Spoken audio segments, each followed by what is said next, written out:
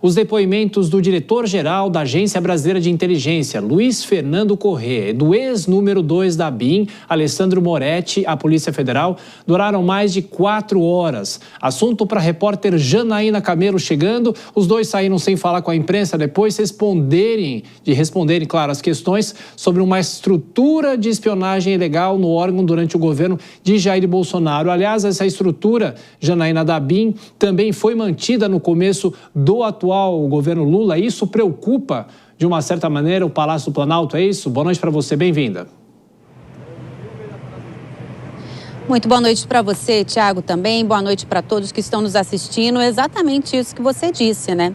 Preocupa, sim, o governo Lula. E esse depoimento do atual diretor-geral da ABIN, aqui na sede da PF, durou isso, Thiago, a tarde inteira.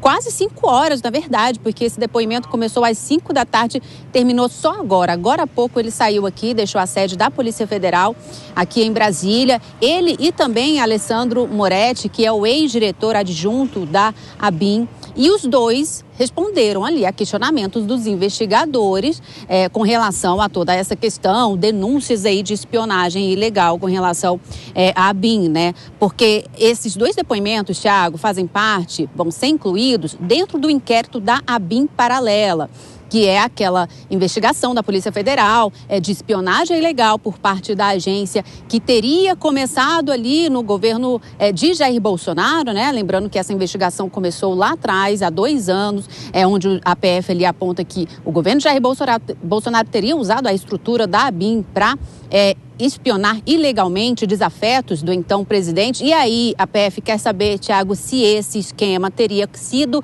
continuado também agora na gestão do presidente Lula. Então, tudo isso começou por conta de denúncias de espionagem ilegal de autoridades e órgãos do Paraguai, em meio às negociações ali sobre o fornecimento de energia por parte da usina hidrelétrica de Itaipu. Tanto que, depois que esse caso veio à tona, essas tratativas foram imediatamente ali suspensas por parte do Paraguai, né? E Alessandro Moretti, só lembrando também que recentemente ele foi exonerado da ABIN depois de suspeitas de que a agência teria atrapalhado as investigações da ABIN paralela. Então, esses dois depoimentos, tanto de Luiz Fernando Corrêa e de Alessandro Moretti, os dois estiveram aqui. Os depoimentos aconteceram simultaneamente, mas não na mesma sala. Os dois estavam em salas separadas para evitar ali que um depoimento pudesse ali acabar atrapalhando o outro depoimento. Então, os dois depoimentos aconteceram no mesmo horário, mas em salas separadas. E foi isso, Thiago, durou a tarde inteira. E saber se algum conteúdo disso vai ser divulgado. Janaína Camelo sempre atenta com as informações de Brasília, o Judiciário. Vou chamar já os nossos comentaristas, Dora Kramer e Cristiano Vilela. Dora, claro, talvez um potencial para uma questão política do atual governo, porque os próprios integrantes do atual governo chegaram a fazer críticas ao governo passado em relação a essa história de ABIN paralela. Agora, se isso continuou no atual governo, houve algum tipo de falha, não é isso? Bem-vinda, bom trabalho, Dora.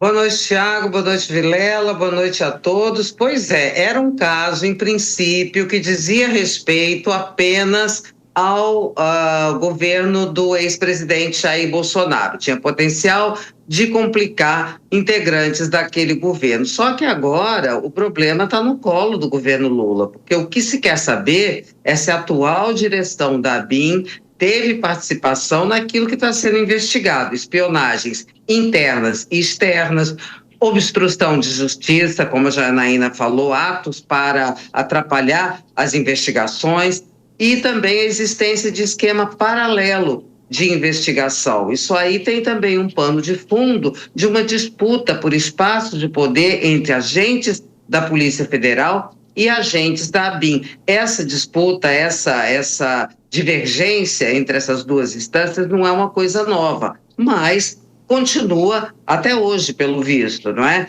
E aí fica uma questão no ar, fica uma dúvida, de duas uma. Ou o governo Lula não controla a ABIN, ou então é conivente com aquilo que de errado porventura se venha apurar, tem ocorrido nas internas da Agência Brasileira de Inteligência. Ô Vilela, uma agência importante, e de que maneira isso pode acabar manchando a imagem, se é que já não houve essa mancha na imagem, com tudo que se apurou e que ainda, obviamente, se investiga em relação aos últimos anos. Bem-vindo, Vilela, bom trabalho. Uma boa noite, Tiago, Dora e todos que acompanham o Jornal Jovem Pan.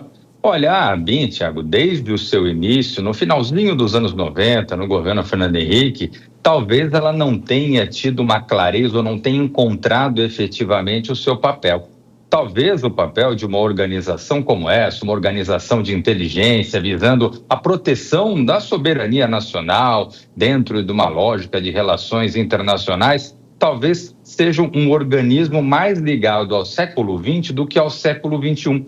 Eu vejo que nesses pouco mais de 25 anos de estruturação, de organização, de vida da ABIN, a gente percebe talvez um papel que não é evidenciado, um papel claro, que muitas vezes se confunde com o Gabinete de Segurança Institucional, muitas vezes se confunde com a própria Polícia Federal e que na prática acaba dando margem para determinadas situações como essa, com grande potencial de escândalo, como ocorreu no sentido de haver algum tipo de perseguição, algum tipo de arapongagem com relação a desafetos políticos ou até no plano internacional. Eu vejo que talvez esses episódios devam fazer com que haja uma análise efetiva do papel da instituição e se ainda tem espaço para uma instituição como essa dentro da organização do Estado brasileiro.